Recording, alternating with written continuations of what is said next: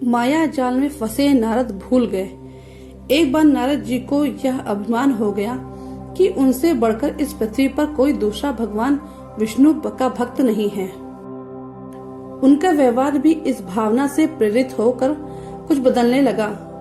वे भगवान के गुणों का गान करने के साथ साथ अपने सेवा कार्यों का भी वर्णन करने लगे। भगवान से कोई बात छुपी थोड़ी ही रहती है। उन्हें तुरंत इस बात का पता चल गया। वे अपने भक्त का पतन भला कैसे देख सकते थे, इसलिए उन्होंने नारद को इस दुष्ट प्रवृत्ति से बचाने का निर्णय किया। एक दिन नारद जी और भगवान विष्णु साथ साथ वन में जा रहे थे। अचानक विष्णु जी एक वृक्ष के नीचे थक कर बैठ गए और बोले, भाई नारद जी, हम तो थक गए हैं, प्यास भी लगी है, कहीं से पानी मिल जाए तो लाओ। हमसे तो प्यास के मारे चला ही नहीं जा रहा है, हमारा गला सूख रहा है। यह सुनकर नारद जी तुरंत सावधान हो गए। उनके होते हुए भगवान भला कैसे प्यासे रहे। वे बोले, भगवान अभी लाया, आप थोड़ी देर प्रतीक्षा करें। नारद जी एक और दौड़ लिए। उनके जाते ही भगवान मुस्कुराए और अपनी माया को नारद जी को सत्य के मार्ग पर लाने का आदेश दिया। माया शुरू हुई। नारद जी थोड़ी ही दूर गए होंगे कि उन्हें एक गांव दिखाई पड़ा, जिसके बाहर कुएं पर कुछ युवा स्त्रियां पानी भर रही थी। कुएं के पास जब वे पहुंचे तो एक कन्या को देखकर उन अपनी सुध बुध खो बैठे, बस उसे ही निहारने लगे। वह यह भूल गए कि भगवान के लिए पानी लेने आए थे। कन्या भी नारद जी की भावना समझ गई। वह जल्दी जल्दी जल से घड़ा भरकर अपनी सहेलियों को पीछे छोड़कर घर की ओर लपकी। नारद जी भी उसके पीछे हो लिए। कन्या तो घर के अंदर चली गई, लेकिन नारद जी ने द्वार पर खड़े होकर नारायण नारायण का अलख जगाया। गृह स्वामी नारायण का नाम सुनकर बाहर आया। उसने नारद जी को तुरंत पहचान लिया। अत्यंत विनम्रता और आदर के साथ वह नारद जी को घर के अंदर ले गया और उनके हाथ पैर धोकर स्वच्छ आसन पर बिठाया तथा उनकी सेवा सत्कार में कोई कमी न छोड़ी। उनके आगमन से अपने को धन्य बताते हुए गृह स्वामी ने अपने योग्य सेवा के लिए आग्रह किया।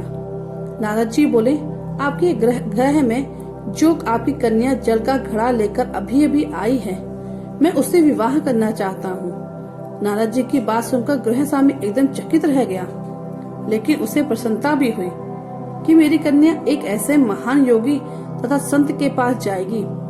उसने स्वीकृति प्रदान कर दी और नारद जी को अपने ही घर में रख लिया। 2-4 दिन पश्चात शुभ मुहूर्त में उसने अपनी कन्या का विवाह नारद जी के साथ कर दिया था तथा उन्हें गांव में भी उतरी धरती का टुकड़ा दे दिया। खेती करके वे आराम से अपना और अपने परिवार का पेट भर सके। अब नारद जी की वीणा एक खूंटी पर टंगी रहती, जिसकी ओर उनका ध्यान बहुत कम जाता। अपनी पत्नी के आगे नारायण को वो भूल गए। दिन भर खेती में लगे रहते, कभी हल चलाते, कभी पानी देते, कभी बीज बोते तो कभी निराई गुड़ाई करते। जैसे जैसे पौधे बढ़ते उनकी प्रसन्नता का पारा वाह न रहता।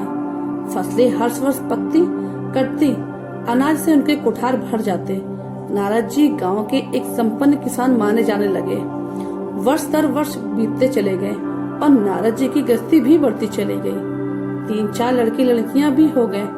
अब नारद जी को एक क्षण की भी फुर्सत नहीं मिलती थी। अचानक एक बार तेज बारिश हुई, जिसने कि दिनों तक बंद होने का नाम ही नहीं लिया। बादलों की गरज और बिजली की कड़क ने सबके हृदय में भय उत्पन्न कर दिया। मूसलाधार वर्षा ने गांव के पास बहने वाली नदी में बाढ़ की स्थिति पैदा कर दी। चारों ओर पानी ही पानी फैला गया। कच्चे पक्के सभी मकान ढहने लगे। घर का सामान बह गया। पशु भी डूब गए। उनके व्यक्ति मर गए। गांव में त्राही त्राही मच गई। नारद अब क्या करें। उन्होंने भी घर में जो थोड़ा कीमती सामान बचा था उसकी गठरी बांधी और अपनी पत्नी तथा बच्चों को लेकर जान बचाने के लिए पानी में से होते हुए बाहर निकलने लगे। नारद जी बगल में गठरी थामे, एक हाथ से एक बच्चे को पकड़े और दूसरे हाथ से अपनी पत्नी को संभाले हुए थे।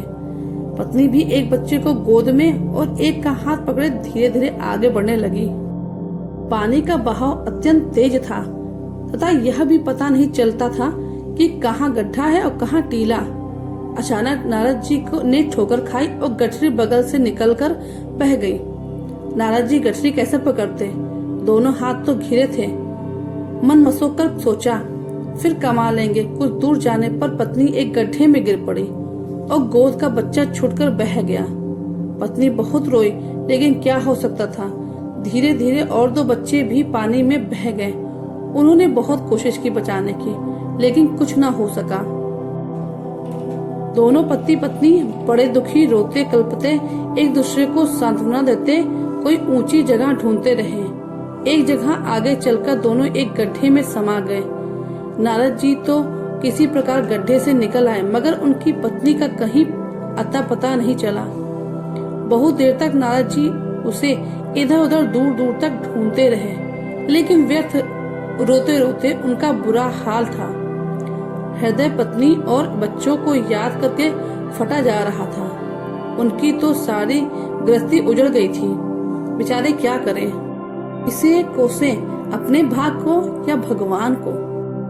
भगवान का ध्यान आते ही नारद जी के मस्तिष्क में एक प्रकाश फैल गया और पुरानी सारी बातें याद आ गईं। वे किस लिए आए थे और कहाँ आ गए। ओहो, भगवान विष्णु तो उनकी प्रतीक्षा कर रहे होंगे। वे तो उनके लिए जल लेने आए थे और यहाँ गृहस्थी बसाकर बैठ गए। वर्षों बीत गए, गृहस्थी को बसने में, और फिर सब नष्ट हो गया। क्या भगवान अब भी मेरी प्रतीक्षा में उसी वृक्ष के नीचे बैठे होंगे? यह सोचते ही बाढ़ नदारद हो गई। गांव अंतर्धान हो गया। वे तो घने वन में खड़े थे। नारद जी पछताते और शर्माते हुए दौड़े। देखा कुछ ही दूर पर उसी वृक्ष के नीचे भगवान लेटे थे। नारद जी को देखते ही उठ बैठे और बोले, अरे भाई नारद, कहाँ चले गए थे? बड़ी देर लगा दी थी, पानी लाए या नहीं? नारद जी भगवान के चरण पकड़कर बैठ गए और लगे अश्रु बहाने। उनके मुंह से एक बोल भी नहीं फूट रहा था। भगवान मुस्कुराए और बोले, तुम अभी तो गए थे, कुछ अधिक देर थोड़ी हुई है। लेकिन नारद जी को लगा क्या था कि वर्षों बीत गए। अब उनकी समझ में आया यह सब भगवान की माया थी, जो उनके अभिमान को चूर चूर करने के लिए पैदा हुई थी। वे सोचने लगे, उन्हें बड़ा घमंड था कि उनसे बढ़कर त्रिलोक में दूसरा कोई भक्त नहीं है। लेकिन एक स्त्री को देखकर वे भगवान को भूल गए। उसको पछतावा होने लगा और उनका घमंड जरा सी देर में ढेर हो गया। वे पुनः सरलता और विनय के साथ भगवान के गुण गाने लगे। तो दोस्तों, कैसी लगी ये कहानी? आपको अच्छी लगी तो चैनल को लाइक और सब्सक्राइब करिएगा और कमेंट करके जरूर बताइएगा कि किस किस के साथ ऐसा हुआ है।